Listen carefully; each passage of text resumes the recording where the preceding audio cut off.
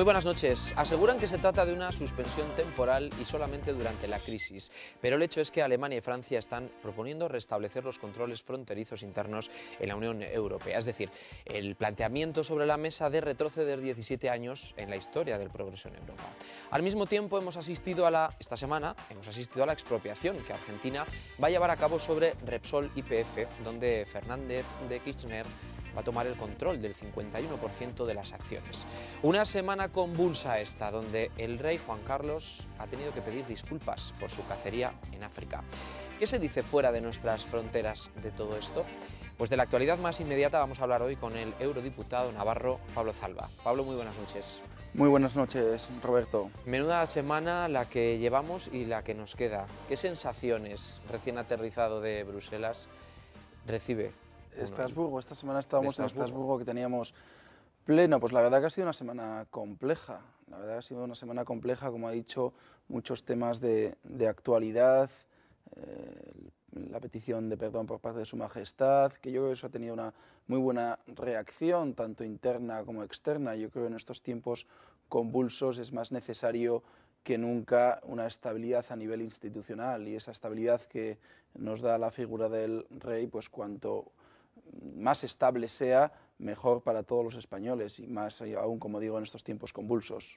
Vamos, ya que hemos empezado haciendo referencia por aquí, vamos a recordar las palabras del rey Juan Carlos, unas de las palabras más esperadas esta semana.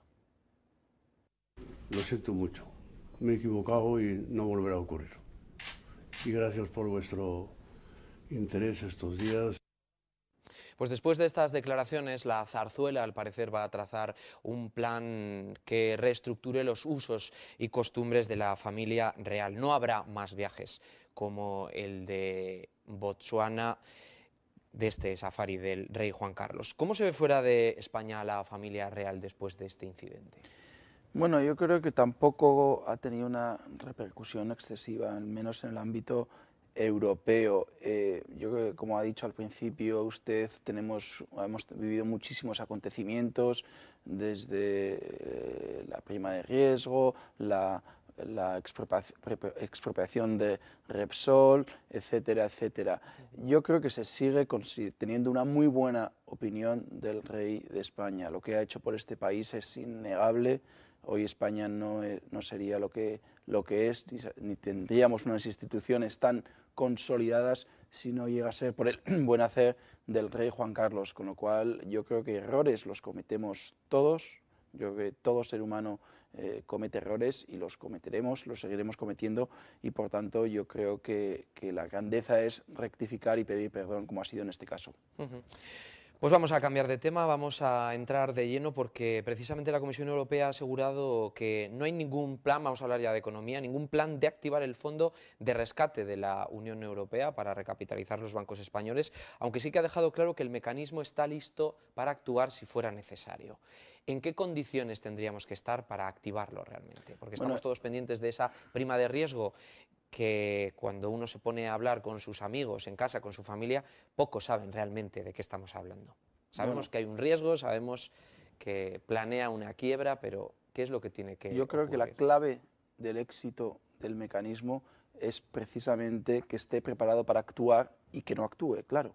El otro día el secretario general de la OCDE estuvo en la Comisión de Economía del Parlamento Europeo y demandaba un fondo europeo de rescate todavía más amplio, ampliarlo hasta los 700.000 millones de euros, que será el resultante una vez que se fusionen el fondo permanente y el fondo que se ha activado especialmente para la crisis. Con lo cual, cuanto mayor sea el cortafuegos, y lo dijo el secretario general de la OCDE, y comparto completamente el análisis, cuanto mayor sea el cortafuegos, menor probabilidad habrá de utilizarlo, con lo cual yo creo que precisamente esa es la clave, que esté listo para actuar, porque cuanto más preparado y más listo esté para actuar, menos probabilidades habrá de tenerlo que utilizar. ¿Y España ahora mismo está cerca? No, porque al final muchas veces parece que nos tenemos que enterar los españoles de lo que está ocurriendo con entrevistas en medios de comunicación europeos. ¿Realmente cómo está España ahora mismo? Bueno, yo creo que está en una situación difícil, pero está en una situación totalmente controlada. Está en una situación, en una senda de reformas que van por el buen camino, en una senda de consolidación fiscal que va por el buen camino, y no lo digo yo, lo dijo ayer el comisario de Asuntos Económicos en el Pleno del Parlamento Europeo en Estrasburgo, dijo que estaba haciendo un gran esfuerzo España por la consolidación fiscal y que las reformas iban en la buena dirección. Lo dijo ayer también el Fondo Monetario Internacional, que en alguna ocasión ha sido crítico. Antes de ayer lo dijo Juncker, el primer ministro luxemburgués y presidente del Eurogrupo, que España estaba haciendo un gran esfuerzo por la consolidación fiscal. El secretario de Estado, el secretario del Tesoro estadounidense, Geithner, también ha hecho unas declaraciones en esta línea, con lo cual yo creo que España va por el buen camino. Está en una situación difícil, pero está en una situación de salida de la situación difícil. El presidente del gobierno, Mariano Rajoy, ha dicho que tiene planificados ya los recortes hasta el verano. ¿Qué supone en Europa? Las reformas. Las reformas. La sí. palabra literal ha sido bueno, reformas. Sí. Y recortes, apostillo yo. Porque estas reformas están trayendo recortes, lo miremos por donde lo miremos. El caso es que la pregunta que le estaba haciendo era qué suponía en Europa que el Fondo Monetario Internacional haya dicho que España se ha tomado, al parecer, muy en serio esta situación y los problemas del sector. ¿Son necesarios estos pequeños guiños? Bueno, son necesarios y son bienvenidos. Yo creo que es mejor que a uno le digan que está haciendo bien las cosas, que a uno le critiquen que no está haciendo bien las cosas. Es evidente que vivimos en un mundo globalizado que interactúa en todo momento y, por tanto, la opinión de estos organismos y estas instituciones yo creo que son siempre bienvenidas, porque además no siempre ha sido positivas las opiniones, y no solo en la legislatura anterior, incluso en esta legislatura también hemos recibido críticas que las hemos asumido. Le voy a pedir en las próximas preguntas que vayamos un poco al día a día del ciudadano, porque sí que podemos citar a innumerables personalidades de las distintas instituciones de la Unión Europea, pero vamos a intentar bajar un poco al terreno, al bolsillo de los contribuyentes, de los ciudadanos, que sí que estamos asistiendo de alguna forma al análisis de la situación por la que está atravesando España y la Unión Europea, y de repente nos encontramos noticias como que desde hace 3 años Estados Unidos, aunque de una forma muy débil, está experimentando un crecimiento. ¿Se puede extrapolar o se puede tomar ejemplo algunas de las reformas que se puedan estar tomando en Estados Unidos para aplicar aquí? Bueno, porque yo creo es así que hay un pequeño crecimiento. Yo creo que se pueden aprender muchas cuestiones de Estados Unidos. Lo primero, y lo explicaba yo en esta casa hace unos días, California es un estado, parte de Estados Unidos, que está en una situación muy difícil. Probablemente si el estado de California fuera un estado independiente, estaría en una situación tan difícil o más que Grecia. ¿Qué pasa con California? Que nadie duda de que mañana pueda salir del dólar y adoptar una moneda diferente al dólar. Además, todo el mundo da por hecho que si California no pudiera pagar sus deudas, las deudas que ha contraído el Estado de California, sería el Estado federal, el gobierno federal de los Estados Unidos, quien fuera responsable último. Además, California vive en un mercado único, tanto digital como energético, con el resto de Estados Unidos, con lo cual las empresas que nacen en California tienen un mercado potencial de crecimiento de 300 millones de habitantes. Vamos a ver qué ocurre en Europa. En Europa, día sí, día no, se cuestiona la permanencia de Grecia en el euro. Además, la deuda griega ha tenido que sufrir una quita porque la Comisión Europea o las instituciones europeas no son responsables de una deuda. Y vamos al ejemplo de la empresa. Una empresa española, por ejemplo, unos jóvenes que están en Valencia y venden naranjas por internet, su mercado potencial son los 40 millones de habitantes. No tienen un mercado potencial de 500 millones de habitantes. Con lo cual yo creo que son lecciones que hay que aprender. La primera lección es que tenemos que avanzar en la integración económica y política de la Unión Europea. Tenemos que avanzar en una última instancia en lo que ya hemos defendido en el Parlamento Europeo, que son los eurobonos, es decir, la emisión de deuda en una primera fase de forma mancomunada, para luego, tras el cambio de los tratados, de forma solidaria de todos los estados de la Unión Europea, o cuanto menos de los estados de la zona euro, es decir, avanzar en la unidad económica y política, y luego en casos concretos como el mercado único digital, y que una empresa que nazca en la Unión Europea, una pequeña empresa que nazca en la Unión Europea, no se limite solo al ámbito nacional, sino se limite a los 500 millones de habitantes. Somos la región más poblada y con mayor poder adquisitivo del mundo. Aprovechemos, ¿no?, de esas economías de escala que podríamos adquirir. El gobierno de Rajoy esta semana instauraba el copago de medicamentos para los ciudadanos con pensiones. Dice la ministra que es una reforma justa y equitativa. ¿En qué países de la Unión Europea se da esta situación? Porque no seremos los únicos. Prácticamente todos. Solo dos países de la Unión Europea, gastan por habitante menos que España.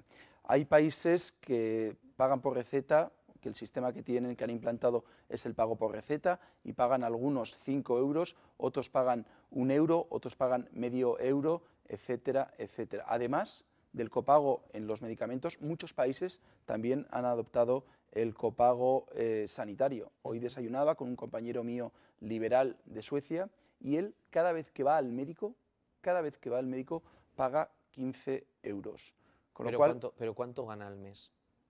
Bueno, puede ganar... Claro, el salario mínimo interprofesional supongo que será el doble de lo que es en España. Pero en España no es cuánto gana, porque en España no se paga absolutamente nada cada vez que vamos al médico, con lo cual le aseguro que no gana 15 veces más, que el salario interprofesional no es 15 veces más, aunque en realidad tendría que ser infinito, pero bueno, me refiero, si en España no se paga 0 y allá se paga 15 euros, aunque un pensionista, un trabajador tenga un sueldo mayor, el esfuerzo que tiene que hacer cada vez, económico, que tiene que hacer cada vez que va al médico es mucho mayor. Usted decía que el presidente Rajoy ha dicho que es progresiva. Es verdad, aquí en esta reforma que se ha hecho con la implantación del copago farmacéutico, los que más tienen, más pagan.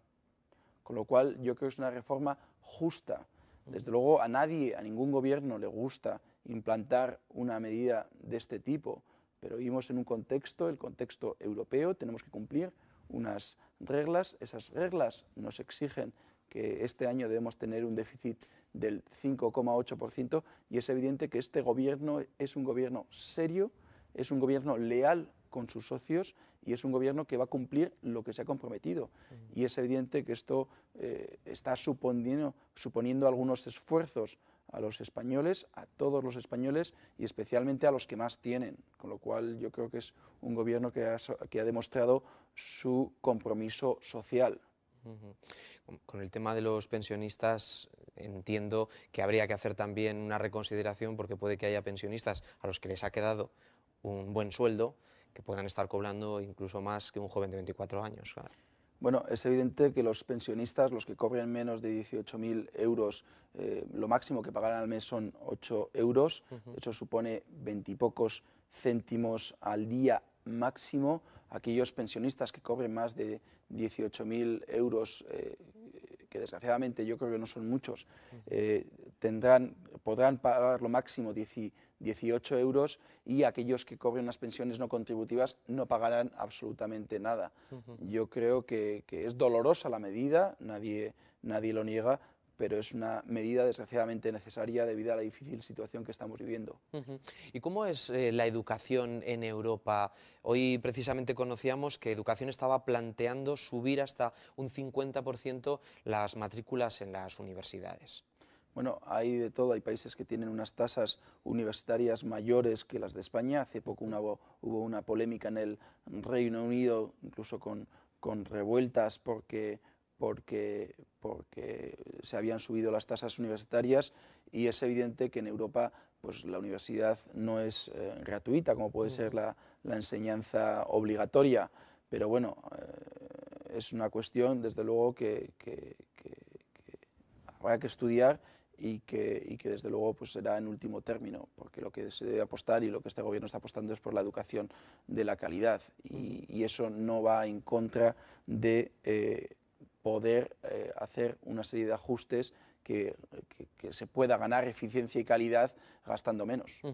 Y cuando en Europa se habla de que a España se le está mirando con más intención, usted que representa a los intereses españoles, usted que representa al ciudadano español en la Unión Europea, ¿qué siente cuando charla con sus compañeros eurodiputados de otros países donde están mucho mejor que aquí? ¿Realmente hay esa sensación? Bueno, yo le puedo asegurar que la sensación de lo que está haciendo el gobierno de Rajoy es francamente buena. Yo le he dicho al principio, una serie de instituciones y personas vinculadas al ámbito económico europeo que en los últimos días, en las últimas semanas, están dando un apoyo unánime a las medidas del gobierno de Rajoy. Yo creo que estamos dando una imagen de seriedad, estamos dando una imagen de rigor, de que vamos a cumplir lo pactado y de que estamos diciendo la verdad a los ciudadanos y se están tomando medidas que, aunque a veces son dolorosas, aunque a veces no son medidas que evidentemente van a tener un rédito electoral, este país prioriza la salida económica de la crisis antes que otras cuestiones. La Unión Europea ha cargado contra Argentina por el conflicto que se ha creado después de conocerse la expropiación de Repsol YPF y ha abierto de alguna forma la puerta a las represalias. ¿Qué otras sensaciones están empezando a vivir ahora que la cosa va en serio? Saltó la noticia que no estaba confirmada, nadie lo aseguraba, el gobierno argentino decía que estaba en ello y al final... Bueno, yo creo que es algo completamente rechazable desde todos los ámbitos. Yo creo que es algo, como se diría informalmente, blanco y en botella. Uno no puede saltarse la legislación a la ligera en función de unos intereses coyunturales. Es evidente que además esto tiene un daño dramático para Repsol, para toda España y para la Unión Europea, pero yo creo que también para Argentina, porque se crea una inseguridad jurídica que es un elemento clave a la hora de invertir. Ya una empresa española, una pequeña empresa española que pensaba instalarse en Argentina, he leído hoy en la prensa económica que ya no se va a instalar en Argentina.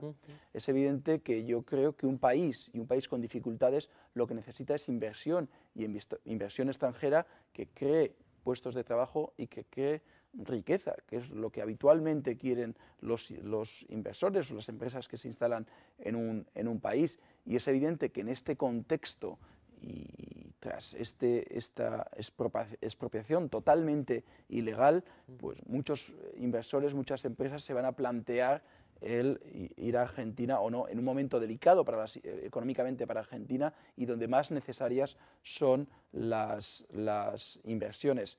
Yo creo que la Unión Europea ha dado una respuesta contundente. La alta representante, Catherine Ashton, rechazó de plano la actuación del gobierno argentino. Ayer el vicepresidente de la Comisión Europea, Tajani, también rechazó de plano la intervención. Se están analizando, decía usted, represalias, más que represalias le llamaría yo sanciones. Argentina goza un estatus que son lo que se llaman un sistema general de preferencias por el cual muchos productos argentinos entran con un arancel muy reducido a la Unión Europea. O sea, que no se descarta la subida, está claro, ¿no? Entonces, lo que es evidente que cuando un gobierno hace algo de forma desleal, porque estas ventajas son otorgadas unilateralmente por la Unión Europea, no son recíprocas, no exigimos esas ventajas arancelarias a los productos europeos que van a Argentina, con lo cual cuando estamos siendo leales y estamos dando unas ventajas arancelarias a Argentina, lo lógico es que cuanto menos se estudien el retirarlas, y me consta que la Comisión Europea está analizando el retirar estas ventajas arancelarias. ¿Y qué le parece que la COE haya propuesto no consumir aceite ni carne argentina?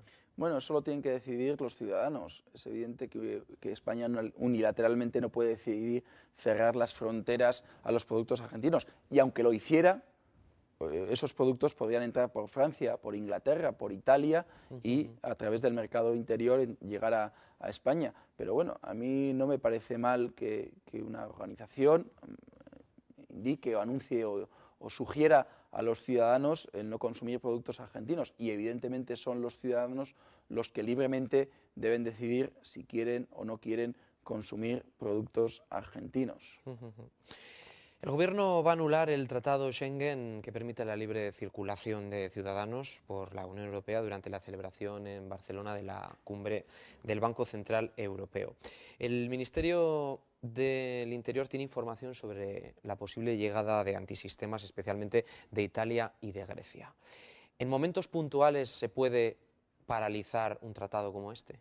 En momentos puntuales se puede y, en mi opinión, se debe. Yo creo que una de las principales prioridades y obligaciones de un gobierno debe ser garantizar la seguridad de sus ciudadanos. Pero puede que perjudique a otros. Puede que perjudique a otros durante esas fechas. Evidentemente, si tiene constancia el gobierno de que van a venir antisistemas de Italia y de Grecia que van a alterar la seguridad de una ciudad como la de Barcelona, de sus habitantes, y poner en riesgo la celebración de una cumbre, es obligatorio que el gobierno, de forma excepcional y durante unas horas, pueda tomar estas medidas, como se han hecho en otras ocasiones, cuando ha habido un atentado terrorista, cuando se han producido cumbres de importancia en Italia, en Francia, pero yo creo que es obligación de un gobierno garantizar la seguridad de los ciudadanos.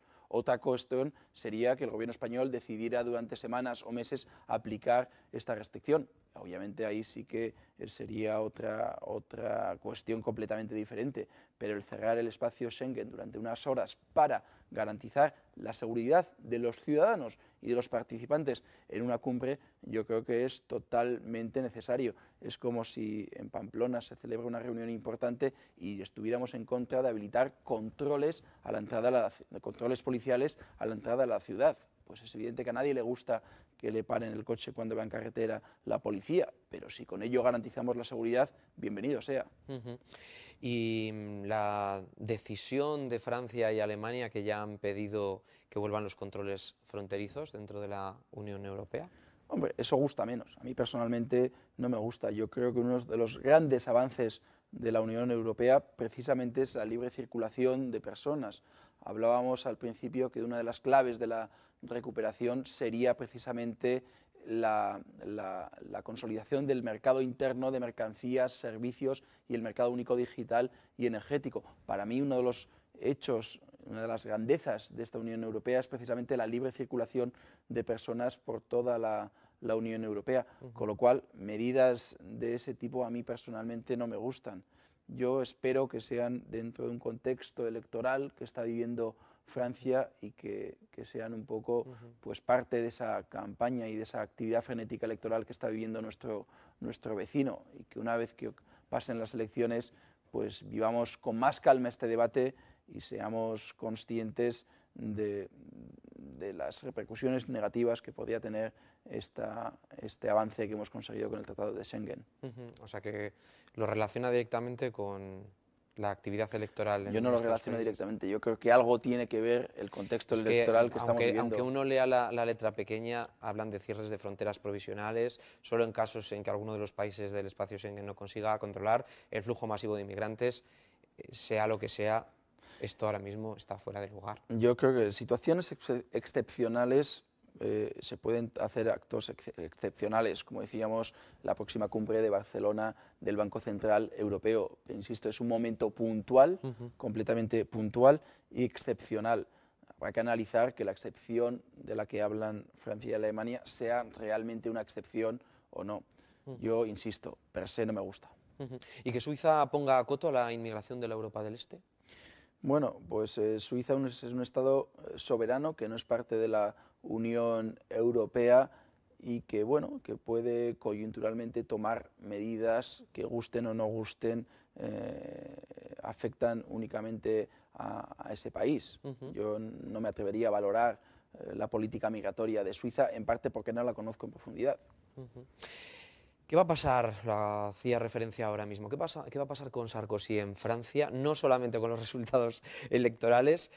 Parece que los medios franceses están hablando, algunos, de que va a pagar el caos, de los fallos de una campaña sin rumbo. El caso es que continúa y continúa Sarkozy atacando a España en cada uno de sus mítines. Bueno, a mí no... ¿Cómo vive un español esto? en el Parlamento Europeo? Bueno, pues con preocupación. El otro día un eurodiputado francés nos pedía una reunión del Partido Popular Europeo, prudencia con las declaraciones que hacíamos, y los eurodiputados españoles pues dijimos y pedimos también prudencia con las declaraciones del presidente Sarkozy. A mí, evidentemente, no son unas declaraciones, en mi opinión, muy afortunadas, porque al final yo creo que si bien está criticando a un gobierno anterior, está atacando a España, y yo creo que está poniendo, o está, digamos, no destacando el esfuerzo que está haciendo este gobierno y el esfuerzo que está demandando este gobierno a los ciudadanos españoles, y yo creo que con lealtad estamos asumiendo, pues está poniendo en cuestión este gran esfuerzo que tenemos y que estamos haciendo. ¿Y algunos de sus colegas franceses en Petit Comité qué le dicen? Bueno, los colegas franceses yo creo que están muy preocupados con los resultados electorales, y yo creo que bastante tienen con intentar apoyar la campaña del presidente Sarkozy. Pero vamos, no ha habido tanta polémica a nivel europeo, más bien ha sido a nivel nacional sobre estas declaraciones. La única polémica o la única planteamiento que ha habido el pedir, el demandar en reuniones internas del Partido Popular Europeo prudencia a los franceses a la hora de comparar España con otros países que están, sin lugar a dudas, en una situación muchísimo más complicada que la nuestra. O sea, ninguno reconoce, tenemos al presidente en horas bajas y dice lo primero que le viene a la cabeza. Bueno, yo insisto, están muy centrados, y les honra estar muy centrados en apoyar a su presidente y a intentar conseguir ese triunfo electoral, que parece que no está fácil. Pablo Zalba, muchísimas gracias por habernos acompañado. Gracias a usted. Esperemos que en la próxima vez que nos veamos estemos hablando de cosas más positivas. Ojalá, ojalá, y espero que así sea. Muchas gracias. Gracias también a todos ustedes por habernos acompañado. Les esperamos la semana que viene. Hasta entonces, adiós.